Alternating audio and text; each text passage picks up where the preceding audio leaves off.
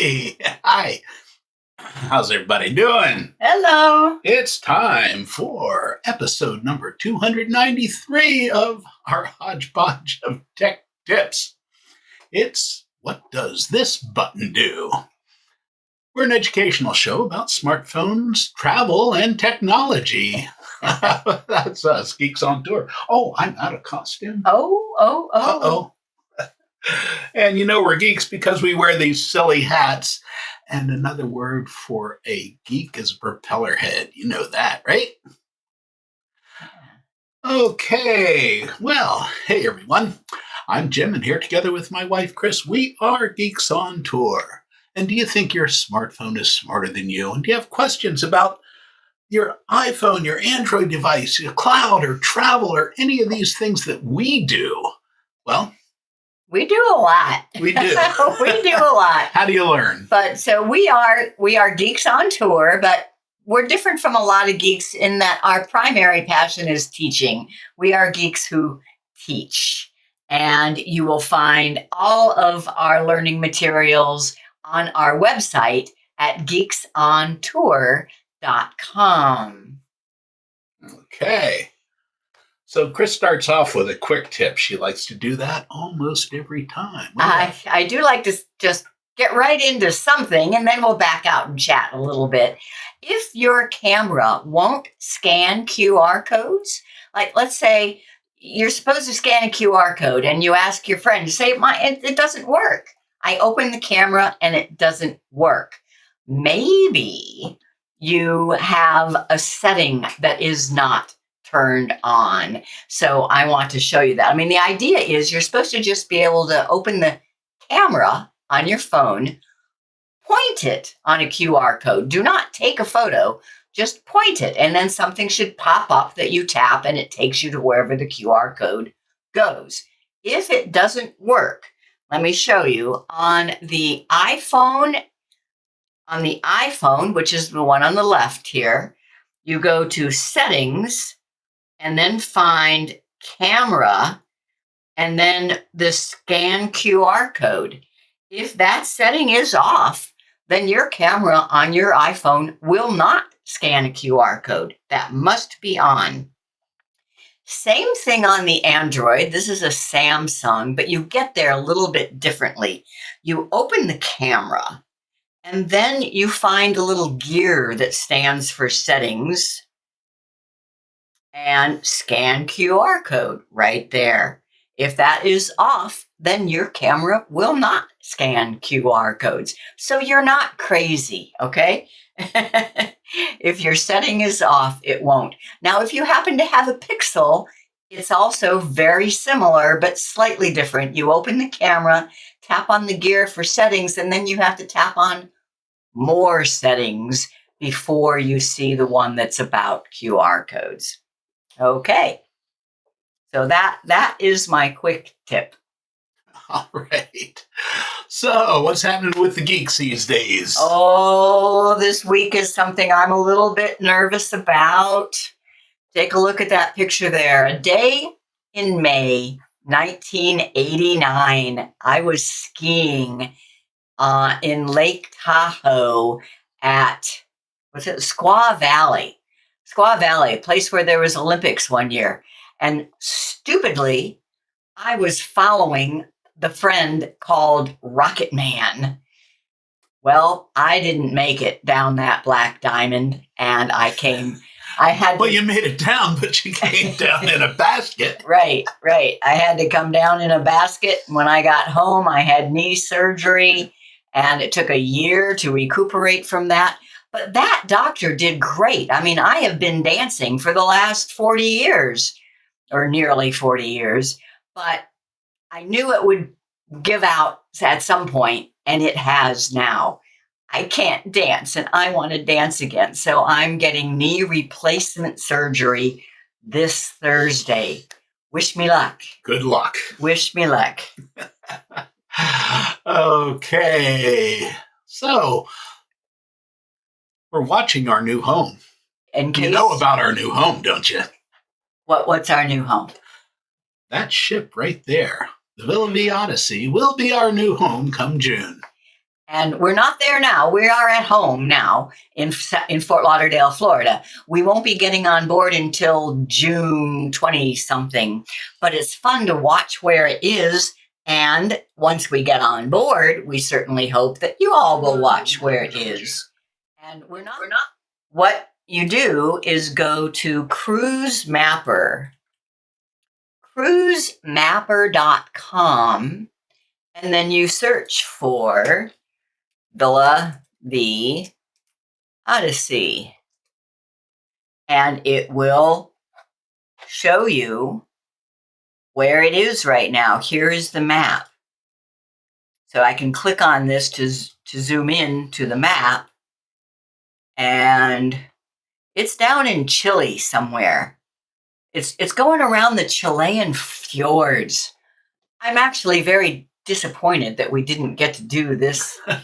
It'll be 3 years before they're around South America again. Hopefully we will still be on board, so we will get to see the Chilean fjords on the Villa V Odyssey. And we've done, in case you haven't heard or didn't see we've talked about this for the last couple episodes of this show.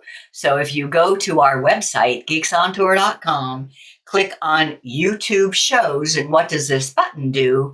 You will see both episode 290, when we were on board for a week, and then 292, when we talked about our decision to live on board. You can watch all about it on those 2 past shows. Cool. Then, if you would like to see more about people have a lot of questions about this. It's a new concept, residential cruising. You buy a cabin on board and you live there.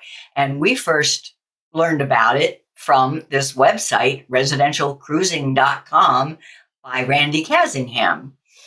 And you'll hear a little bit more about him later.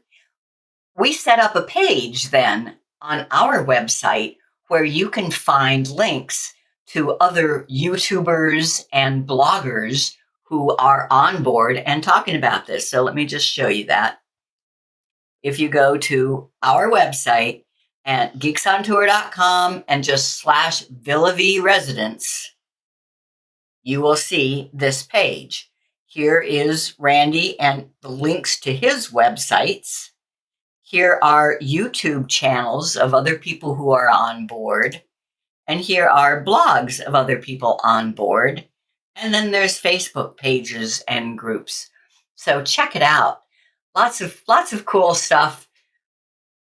I think it'll make you drool and dream about living on a cruise ship. We certainly do a lot of that, don't we? Dreaming. But yeah, it's great. I want to do a thank you to our premium members. You make our work possible. To become a member at Geeks on Tour, you just go to our website, geeksontour.com/join now.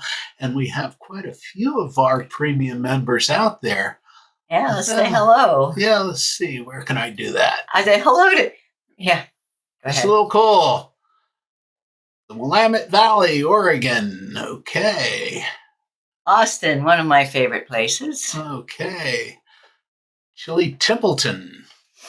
Sugarland. Linda Hoffman. Phoenix. Sharon. Hey, Quartzsite is such an interesting place. At this time of year.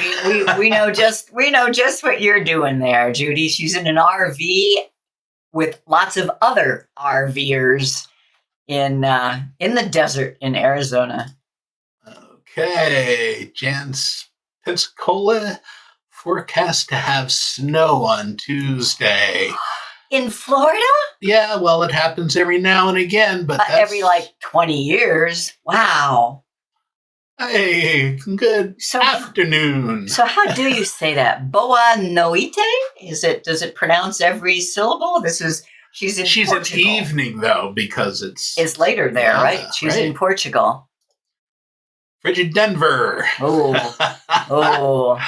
I'm so sorry. Hello, Linda. It's rainy in Florida. Well, it's not raining here yet. The sun's out, or it was. starting to cloud up. Okay, Jolyn from Low Country, South Carolina. Hello, Jolyn. Solar charger not working. Yeah, we'll have to check in with you. That's not good. Yeah, stop in. I did hear about your flat tires, and yeah, you got some problems. RVing you're doing well. RVing isn't all roses and yeah. Mission, Texas. Okay, we're almost there.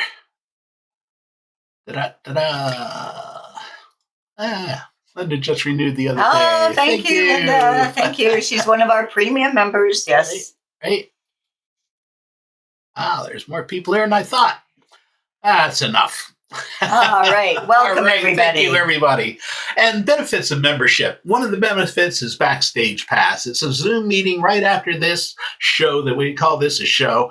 And it's with our premium members. You get a link for a Zoom meeting. You get that from Chris. She sends out emails. Or you can go to our website, geeksontour.com, member login page, and find the link right there. Yep. I don't see any questions over here. No, just if you have any questions, write them in the live chat. That's what we do get. We take a look at that. Linda says, had left one, looking at them right done in April. Oh. So your left one is doing well? That's the one I'm getting done, is the left one. Okay. Well, thanks. Hodgepodge Tech Tips for January 2025. Go for it. We're gonna talk about getting old photos from a CD to your Google Photos. We're gonna talk about a second monitor for traveling. This is cool. Viewing your custom map in Google Earth. YouTube videos auto-translated into other language. AI, NotebookLM is turning into a very, very favorite tool of mine. And scanning old photo albums with PhotoMine. I don't think I got that one queued up.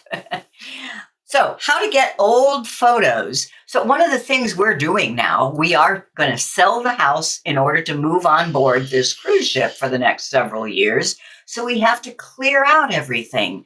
Well, I found a bunch of old CDs with photos on them. What do I do?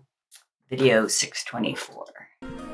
Hi, this is Chris Gould with Geeks on Tour, and this tutorial video is about copying old photos from a CD or DVD onto your Google Photos library. The first thing is, if your computer doesn't have a DVD drive, you're going to have to get an external USB drive. This is what I'm talking about right here, an external CD DVD that plugs into your USB, and it's only $30. So I am going to do that. I have an old CD with photos on it, and it is plugged into my computer, and I'm going to load it up.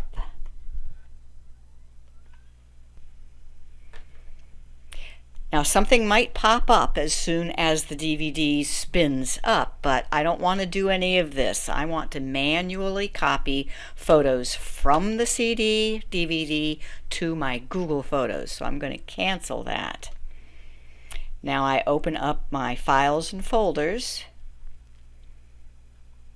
and I want to look at this PC, and it's this right here, the DVD drive. And I have a folder on this is old, from 2000. I was so excited to find these pictures. New Year's 2000. I have several items in Disk 1 and more photos in Disk 2. So how do I get them to my Google Photos? Open a browser with your Google Photos library. So this is my whole library. And then open up the file. I'm going to do Disk 1 first. And all I have to do, I'm going to use the drag and drop method. There are other methods, but drag and drop, if you understand it, is so easy. So in the background is my Google Photos library on my web browser. In the foreground are the files that are on the DVD. And I just select them all. I can do that with a Control A, and I drag them over. You should see that little plus copy, and when you it says drop files anywhere to upload. They are uploading. When it's done, it offers to add them to an album, and I do want to do that. So add to album, new album, and 2000 New Year's Eve, and check mark. Now there's a really cool thing. If I go back, I remember I have another disc worth. I have a disc 2. And I can drag them right into the open album. So I'm going to do a Control A to select them all, and then just drag right into this album and let go.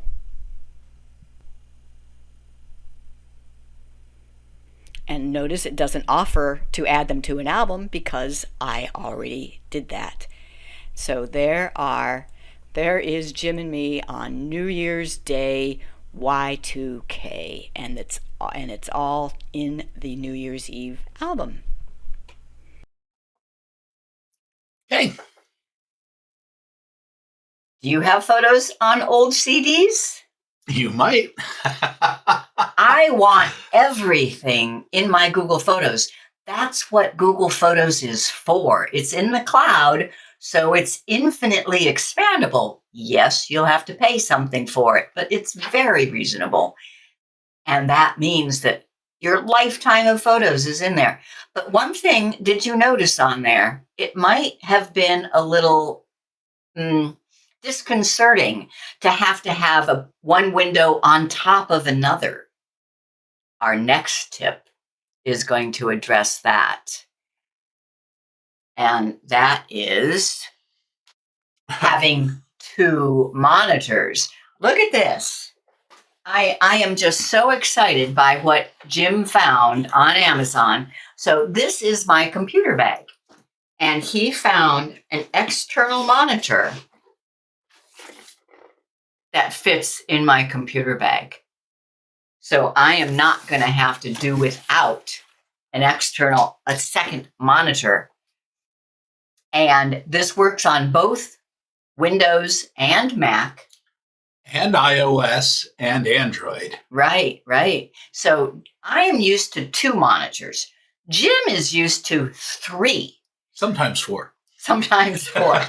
But I will be able to have my 2. But for our show, if he really wants 3, I can plug them all in. Maybe I'll let you borrow mine. If I ask nicely. But let's show him what it's about.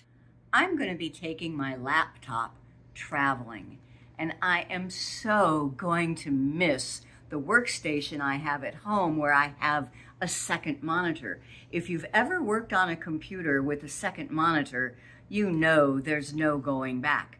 I want to show you something that Jim and I have just discovered, and it's called an Arzopa, and it is a second monitor. And look at that. It is so thin and so light, and it just has this simple kickstand that will hold it on your desk in a horizontal manner, or you can even make it vertical. So let me show you how to connect it and use it. It comes with 3 cables. One is all I need between my computer and this monitor, just the USB-C to C. It also comes with HDMI. If you use that, you need to use the 3rd cable to get power. So all I'm going to do is plug the USB-C into the computer and the other end into the monitor.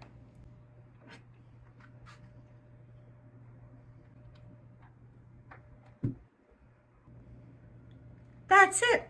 Look at that. It comes right up. I don't have anything plugged in. The battery from the computer is giving power to this monitor. But what's wrong? It's showing the exact same thing on both screens. So you need to know a couple settings on your computer. I want to be able to move things from this screen to this screen. There to be different things on each screen. That's called an extended display, whereas this is called a duplicated display. I'm going to go into my display settings.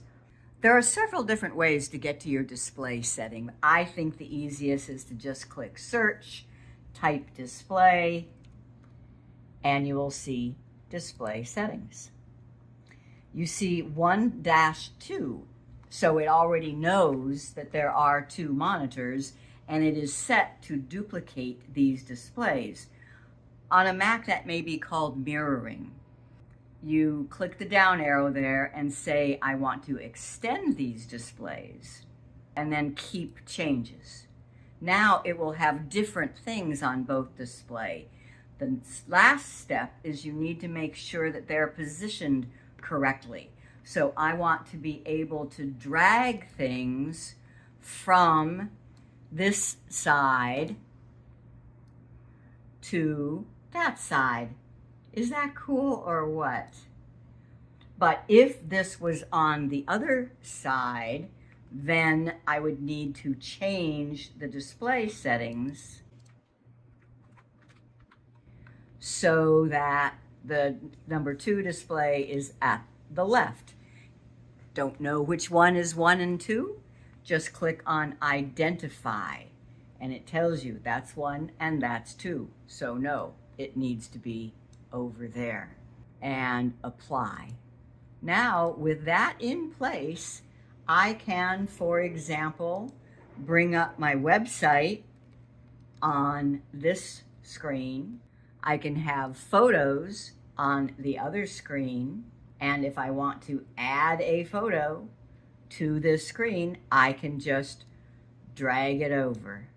So let's say you're on a Zoom meeting. You can have the Zoom meeting going on one screen, and then on your other screen, you can be doing your work. Just drag one screen over. Now you have 2 separate screens to be doing your work, and you can just use your mouse to drag items from one screen to the other. I'm Chris with Geeks on Tour. All right. I really am excited for that because I will be schlepping my laptop up to what's called the business center on the ship, and for serious work. Yeah. I'll have it in the room for other stuff. As if she does serious work, right? But to be able to have a second monitor reasonably, and how much was that? $130, I think. Maybe less than 150. Amazing. Yeah. Now Judy says that she doesn't use a second monitor, but she just puts 2 screens side by side, 2 windows side by side on her one monitor. Absolutely, you can. That is what you have to do, but have a whole separate monitor. Oh yeah, you like to have more real estate. Yeah, even in a small room, it's nice. Okay. Next, and we will get to your questions in a minute, or your comments. And we will put the name of the monitor in the chat, and we'll put a link to the Amazon page if you want to. Actually, the link is already in the description of this YouTube video. If you go down below the YouTube video in the description, I have a link. That is an affiliate link. If you buy from there, we'll get a big bucks. We'll get 50 cents or something, but yeah, maybe not. But the link is there. Okay. Next, viewing a custom map in Google Earth. If you've been watching our shows week after week, I've been kind of reiterating about Google My Maps. I love being able to see our next 3 years on this cruise ship on a map. So today I just want to show you something special. Notice the QR code there, which is why I talked about QR codes in the beginning. If you scan that QR code, you will see our 3-year itinerary on your phone. However, if you want to follow along with what I'm doing in this tip, you need to open up the map on a computer. The link to our itinerary map is also in the description of this video. So on YouTube, if you go under the video, the description has the link to the map. So let me show you.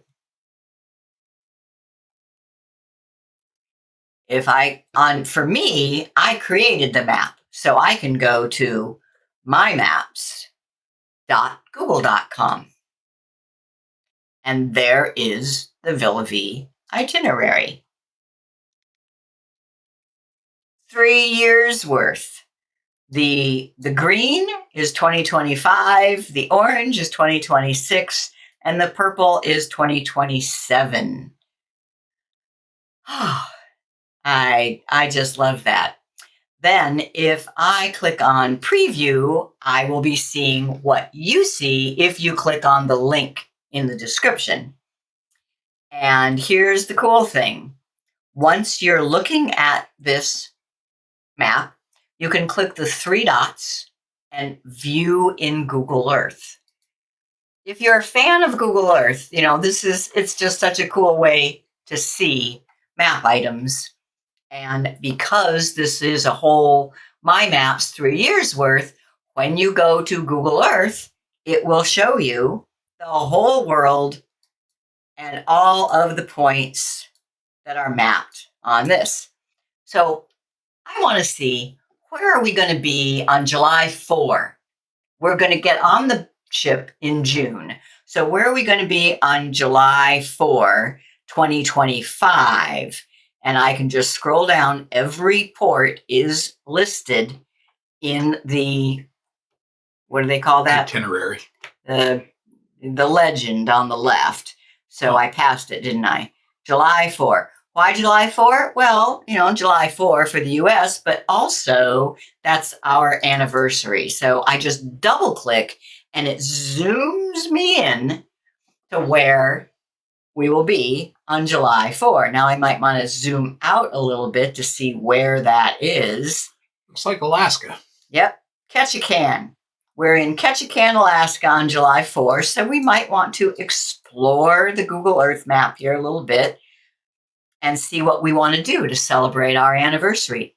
How about the Great Alaskan Lumberjack Show? I am a lumberjack and I'm okay. I think that sounds good. But now I'm curious. Where are we going to be on July 4, 2026? So I just keep scrolling down here and see if I can not pass it this time. July 4, 2026. Double click and it will fly me to wherever it is that we're going to be on July 4, 2026. This looks like China somewhere. Oh, Beijing. But isn't that inland? Yes. Well, it only goes to the town of the port, so the port's over at the coast, obviously. Well, I don't know, but look, this is a navigable river. I wonder if, like for Spain, where did they go in Spain that they Seville. went up the river? Seville. They went up the river quite a ways because this cruise ship is a small And they cruise will be ship. going up the Amazon. Right. So I'm not sure how far it goes up, but that's interesting. And look at this. Not only will we be there on July 4, but July 5, 6, 7, and 8. So we have 5 days in Beijing as part of this World Travels on the Villa V Odyssey. Ooh. Pretty cool. Pretty cool. Yeah. So much fun to dream. But we're going to make it a reality. All right. Now this, if you've been following us, you may have seen it was just last week, wasn't it? I think it was just last week. I think it was just last week. We played the recording of the interview that Chris made. Randy Cassingham is the author of This Is True. He's been doing that on the internet since 1994, but he's also the author of residentialcruising.com, which is where we learned about this. So we interviewed him. Now, I want to take you to that interview because there was a comment on there. Is that it? No, there we go. Okay, so this is on our channel, Randy Casingham on This Is True. And there was lots of comments, and I noticed this one that asked, does this auto-translate into German? Aha, that sounded like a challenge. Yeah. Yes. Watch this. First of all, you can get closed captions in German. So first I have turned closed captions on by just clicking on this CC.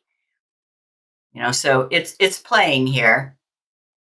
This is True by Randy Casingham.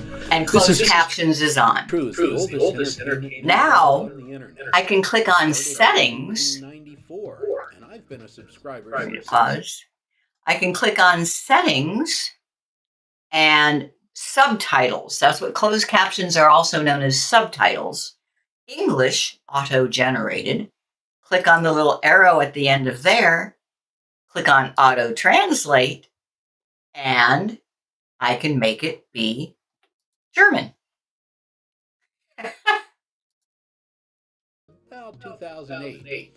Every week I enjoy Randy's offbeat news items. They make me think and often make me laugh. Sometime last year he started a news site called residentialcruising.com. I learned how he purchased a cabin on. So is that cool or what? If you are a native German speaker, this is going to help your understanding of our video a lot. But wait, there's more. I can actually make Jim be speaking German. Now, not in his voice. Yet. I'll bet you that's coming. But yeah, so watch this. I can click on settings and audio track. Notice that it says English original. If I click on that arrow, I can make it speak. I can make the audio be in German.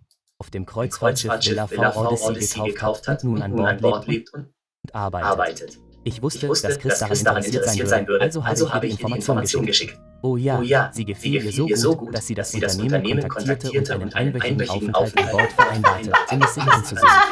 Wir lernten Randy und Kit Casing kennen. Kurz. Now, it's not just Jim. I can make... Now, it does not change voices. So here is Randy. Well, it does change gender voices sometimes. Well, it yeah, I know. It does sometimes. Okay. Kopieren von all diesen Artikeln und schickte sie ihm per Post. Und schließlich wurde mir klar, dass es bei JWL Leute gab, die sagten, du musst eine Kolumne schreiben, und das passte genau, denn ich besuchte eine Journalistenschule, weil ich Kolumnist werden wollte. Und ich... I am just so fascinated. Yeah, and where I talk in here somewhere, let me see if I can get a place where I'm talking. Well...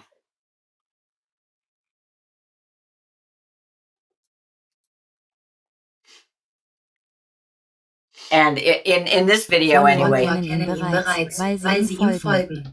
Oh, it does. It didn't last time I tried this. It was still in a mail. Nur für den Fall, dass sie ihn noch nicht kennen. Thisisttrue.com hat seit 1994 den Titel sich wöchentlich über schlecht. Wow. Now, this is brand new. So it doesn't work for all videos, I think. And they don't, it doesn't look like they're going back and making any old ones do this. But depending on your channel, some channels have this turned on. I'm sure they've been working with it for a while, but we're one of the lucky ones apparently. And we have different, and just like closed captions, they don't always work. But sometimes, and sorry. Cool. So, but you can watch Randy speak in German. Next, and all sorts of other languages. It was just that this person's comment asked, can I see this in German? NotebookLM. This has been a favorite topic of mine for a few. We've covered a little bit about NotebookLM in each of our last couple episodes. This time, I just want to show you one more thing that NotebookLM can do. It's a different kind of AI. It only operates on what you give it. It's not answering your questions based on the whole wide world of information. It's answering questions based on what you give it. And then it can do more than just answer questions. For example, it can make a table. So let me show you. I'm going to NotebookLM, and I've made a notebook about travel health insurance. This is one thing that we are needing to research. So I found a bunch of websites. I found a few PDFs about travel health insurance, and I put them into a notebook in NotebookLM. Now, and one of these is DAN, Divers Alert Network. We've had coverage from Divers Alert Network for many years. One of the things they offer is evacuation. But my question is, does Divers Alert Network, and so I don't have to spend time typing it out here. Do you have to be on a dive trip to use the evacuation benefit from DAN? I can go to NotebookLM in that notebook and paste that question. Do you have to be on a dive trip to use the evacuation benefit from DAN? And it's going to look through my sources, one of which is the DAN website, and tell me the sources describe DAN travel, including emergency medical transportation, as being available for both diving and non-diving emergencies. So that's great. And I can read more detail. If I click on one of these numbers, it takes me straight to the source and highlights what part of the source answers my question. But here's another one. I say, I have added sources of a lot of different travel health insurance policies, systems. Please make a table where the rows, I'm going to paste that in. Please make a table where the rows are the different benefits offered and the columns are the policy names. Put a check mark in the policy columns for every benefit they offer. And what was that? 3 seconds? In 3 seconds, but I think there was more. Yeah, you still have to be wary of AI to make sure they're doing what you want them to do, and try it again. But imagine how much time that would take you to go to read through all of these policies, decide what the benefits are, and put check marks in the columns that they need. And lastly, I show this in most of them, I can ask it to talk to me. Tell me about all these sources that I just put in there. It's called an audio overview. And if I play this... Welcome to your personalized deep dive. Looks like you're getting ready for some exciting travel, maybe even some diving, and you're smart to be thinking about insurance. We're diving into some sources you handpicked, focusing on travel and international health insurance. Excellent choices. Yeah. We've got the Dan Ufik Master Handbook. The IPMI book. That's International Private Medical Insurance, by the way. And we even get to peek at Florida Blues international stuff. Sounds like we're covering all the bases. So by the end of this deep dive, you'll have a way better idea of your options. And you'll be armed with the right questions to ask. Exactly. You might even stumble on a few surprises along the way. Always fun. Okay, let's start with that Dan Handbook. It's like the Bible for divers, totally focused on safety and well-being, which, super important when you're underwater. Right off the bat, that emergency hotline jumps out at me. You can call collect from anywhere in the world. Seriously? Yeah. No worrying about phone cards or international rates when every second counts. That's a game changer. Totally.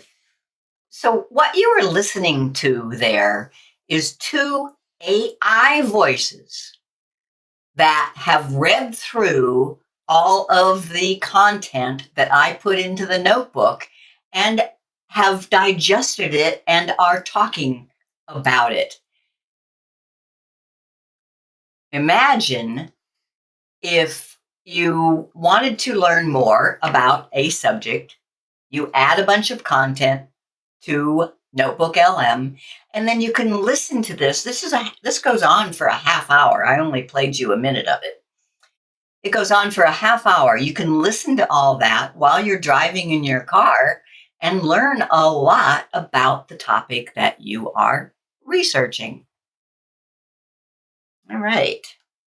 So that is NotebookLM. Very different from ChatGPT or Copilot.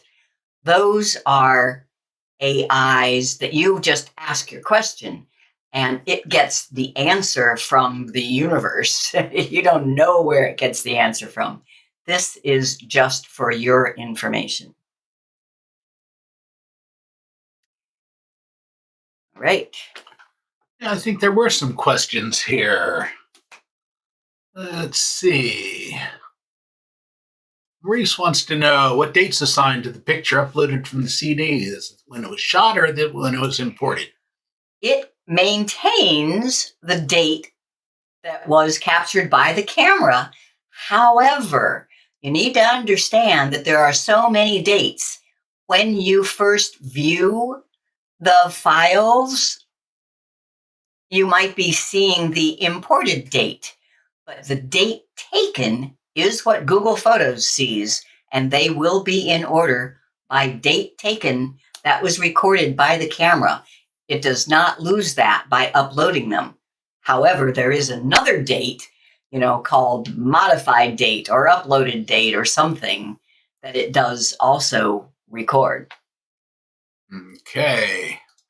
Jerry thinks that's neat in Leesburg. German language, yeah. Jimmy says it's frozen on LBI. Do you like that?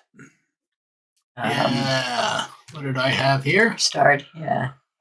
Please put the name of the monitor in the chat. Well, okay.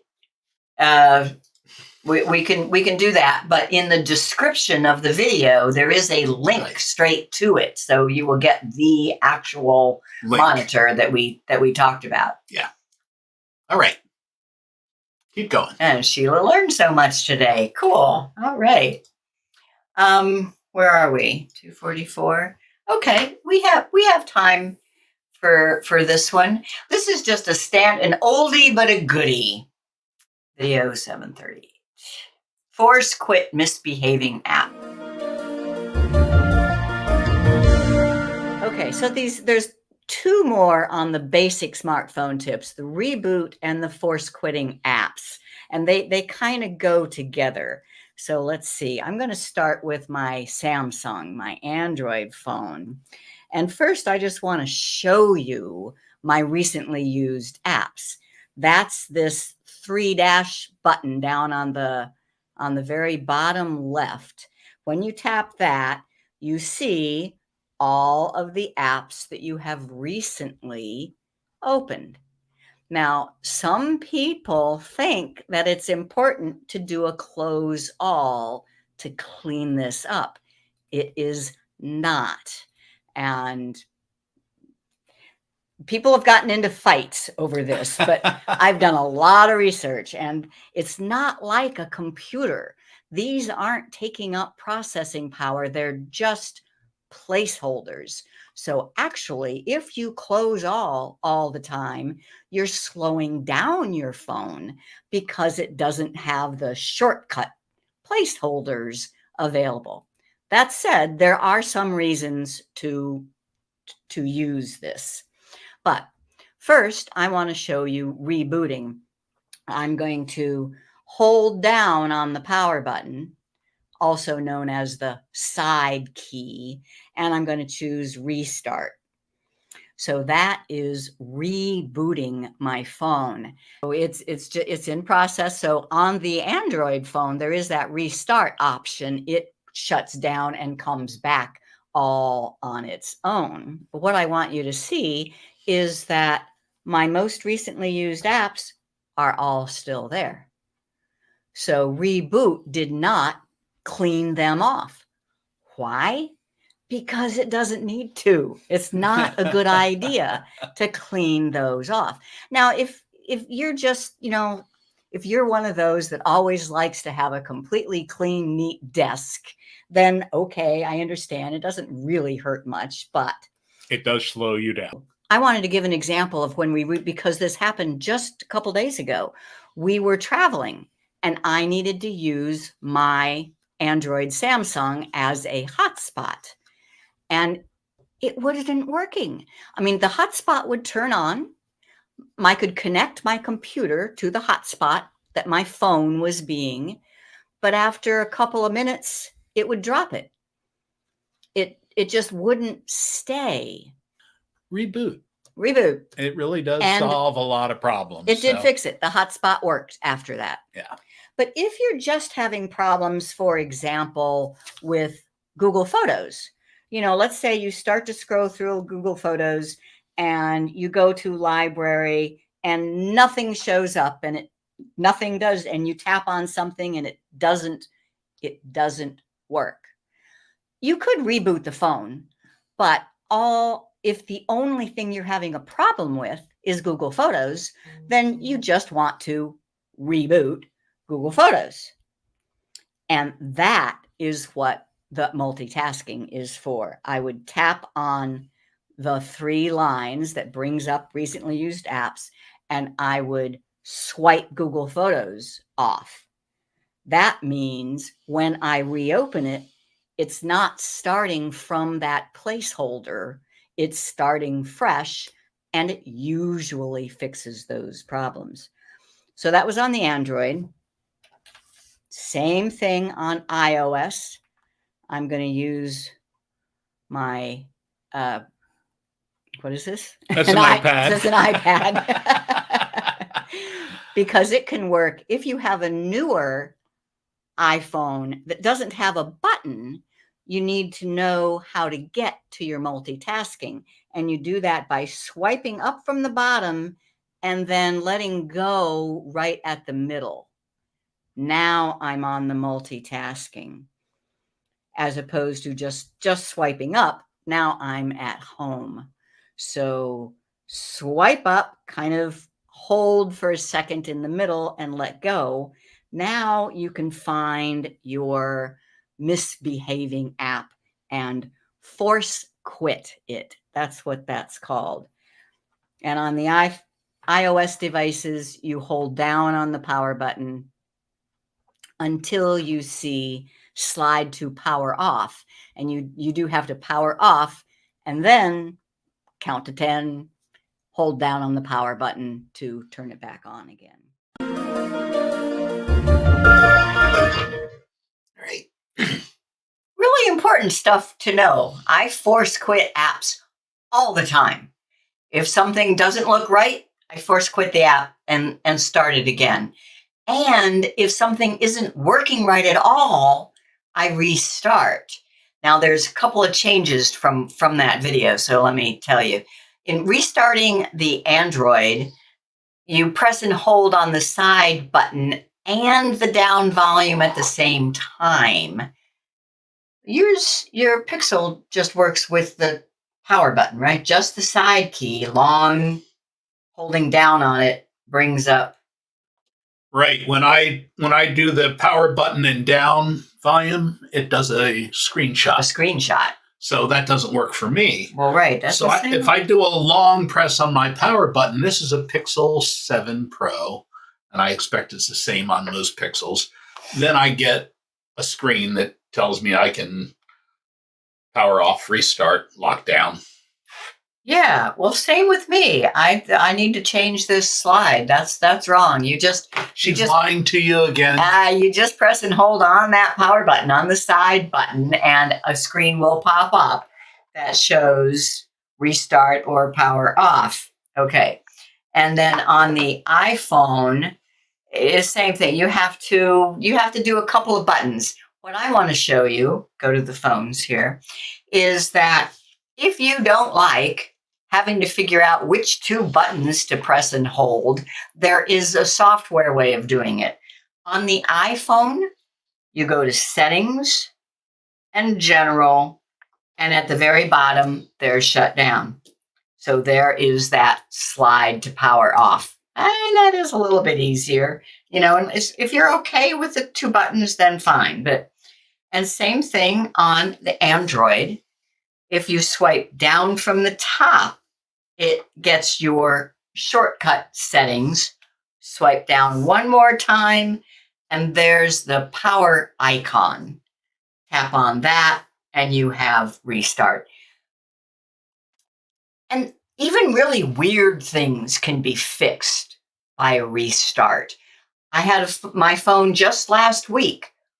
I keep on a wireless charger and overnight. And I picked it up in the morning and it wasn't charged. It was almost dead. I thought, oh no, do I need a new phone or do I need a new charger? I tried rebooting the phone. Then it charged just fine. So all sorts of weird problems. Always reboot before doing anything more drastic. Okay. Oops. You did that wrong. I did that wrong. There. I was supposed to just go like so. Okay. Any more questions? Let's see. Oh, I like this one. Brenda says, I'm just starting to write my doctoral dissertation. Wow, good for you. Yeah, NotebookLM should really help. Absolutely. And it gives you all the references and all that. It's like having a research assistant for free. Yeah, John says on my Pixel 9 Pro, long pressing the side key opens Gemini. Ah. That's probably a setting. That's a setting. Yeah, that's a setting. But okay, maybe that's... So sometimes the software way is the better. Yeah, it's easier than uninstall and reinstall what you do on one app. Yeah. Yeah. Yeah. It might work. My troubleshooting techniques. Step 1, force quit the app. If that doesn't fix the problem, step 2, reboot the phone. If that doesn't solve the problem, then uninstall and reinstall the app. So that's how that goes. Okay. So I want to remind our premium members about the Backstage Pass. It's an online meeting using Zoom after this show. You get the link from an email that Chris sends out earlier today, or just go to our website, geeksoutdoor.com/member login. Okay. What are you doing? Oh, I'm reading the next question, the next thing that came in. Well, you want to pay attention? Yeah, okay. Backstage. Then next. Sign up for our free newsletters, geeksontour.com/news. That's good free information. Chris puts something out there just about every week. And you need to change the date on that. Oh, it's 2025. It is. A reminder, subscribe to our YouTube channel and click the bell to get notified when things happen. You know about that.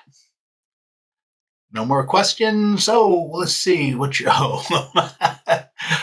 dissertation? Well, on Samsung, there's Alice Anderson says on Samsung, long press on the side key gives us Bixby.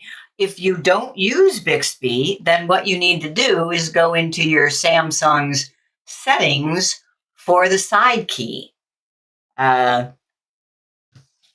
So this is my Samsung. If I tap on search in the settings for side key, side button, advanced features. So see, Yours is on Wake Bixby. Mine is on the power off menu. So that's the key there. Go into your settings and change it, unless you like Bixby, and then use the software way to reboot the phone. Okay, very cool. Marie, good to see you. Very informative show. So glad I tuned in. Sending positive thoughts to you on Thursday. Thank you, Marie. We'll miss you at Toastmasters on Thursday morning. Cool. So, well, did you learn something? True or false? Your phone's camera won't scan QR codes. You need a new phone. Well, maybe you need a new phone. Who knows? That's my answer. But you do need to check your settings. There is a setting that allows your phone's camera to interpret QR codes. Okay, if you find old CDs with photos that you want and your computer doesn't have a CD player anymore, what can you do? A, buy a USB CD player, ask a friend for theirs, or C, send it to a service.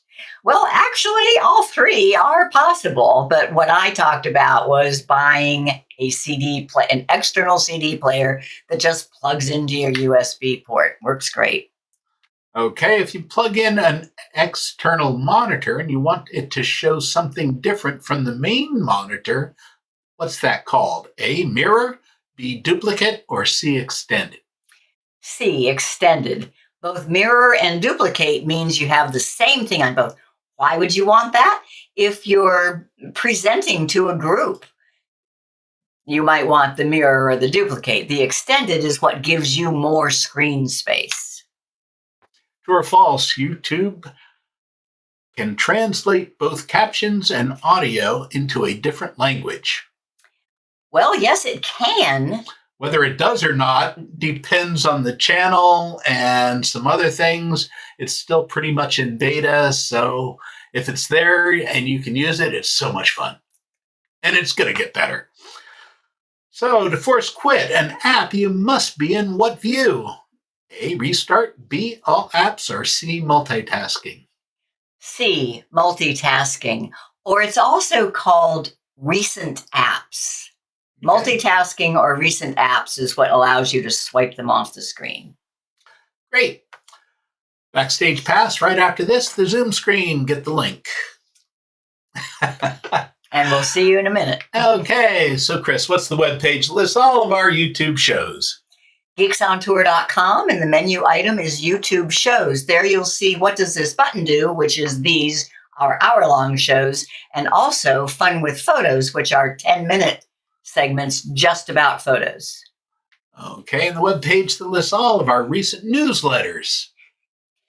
Geeksontour.com, the menu item is blogs and news. You'll find a newsletters page under there with all going on 20 years worth of newsletters. Wow. Wow. Too cool. All right. Why do people pay $58 a year to join Geeks on Tour? Well, we do have lots of member benefits. There's lots of content on our website that is for members only. There is the ability to ask us any question on our Q&A page. There's Backstage Pass, which is a private Zoom meeting with members only, access to hundreds of Show Me videos, written notes from these shows, and a lot of people become a member just to say thank you for all that we do for free. And we thank you. We appreciate you. Indeed. So become a member. It only costs $58 at a yearly recurring membership or $68 for a one-time 1 year. Such a deal. Geeksontour.com/join now. I'm Jim. I'm Chris. And we are Geeks on Tour. Thanks for watching. We had a good time and we'll see you backstage.